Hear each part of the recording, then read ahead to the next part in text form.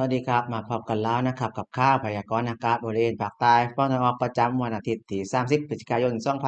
2568ไม่แลกข้อมูลพร้อมๆกันเลยนะครับว่าลักษณะอากาศมานเราปันพื้นบ้างครับเริ่มกันที่ภาพแรกนะครับเป็นแผนที่อากาศผิวพื้นนะครับจะเห็นว่ามวลอากาศเย็นหรืออากาศหนาวนะครับแผ่ลงมาปกคลุมบริเวณของประเทศไทยตอนบนนะครับรวมถึงทะเลจีนใต้ตอนบนครับส่วนพายุนะครับโซนร้อนกำลังแรงนะครับโพโตะนะครับมีแนวโน้มเคลื่อนตัวไปด้านทิศเหนือนะครับ ส่วนหย่อมความกดอากาศต่ำนะครับกำลังแรงนะครับปกคลุมบริเวณของเนื้อเกาะบอร์เนียนะครับทะเลจีนใต้ตอนล่างนะครับครับมาแลกภาพถ่ายดาวเทียมกันบ้านนะครับภาพถ่ายดาวเทียมเวลาล่าสุดจะเห็นว่ามีค่อนข้างจะน้อยนะครับในพื้นที่ของประเทศไทยโดยรวมรวมถึงภาคใต้ด้วยครับมาถึงเรดาร์ชุมพรเวลาล่าสุดนะครับจะเห็นว่าไม่พบกลุ่มฝนเลยนะครับพื้นที่ฝนค่อนข้างจะโล่งนะครับวันนี้ครับ สำหรับเรดาร์หัดใหญ่นะครับล่าสุดจะเห็นว่าค่อนข้างจะโล่งเช่นกันนะครับไม่พบกลุ่มฝนนะครับมาถึงรายงานอุณหภูมิกันบ้างนะครับอุณหภูมิสูงสุดนะครับของวันนี้วัดได้ที่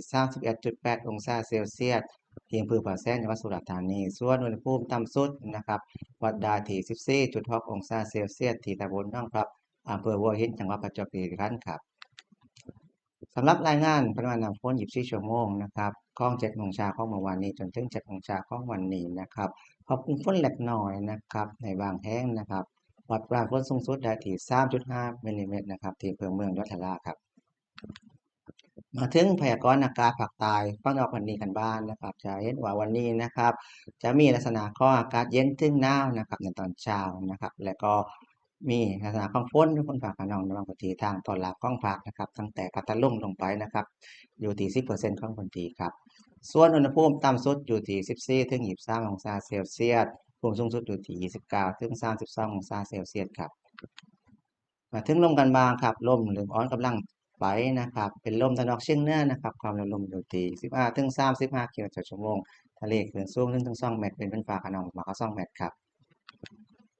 ครับมาถึงขาดไม้ลักษณะอากาศใน7วันล่วงหน้านะครับห้องซับภาคใต้ของเราตอนบนนะครับตั้งแต่ปัจจุบันถึงสุราษฎร์ธานีนะครับวันนี้นะครับ30พฤศจิกายนนะครับถึงวันที่3ธันวานะครับฝนค่อนข้างจะน้อยนะครับน้อยว่า10%ของพื้นที่ส่วนตั้งแต่วันที่4ถึงวันที่6ธันวาคมไปนะครับฝนเพิ่มขึ้นเป็น20ถึง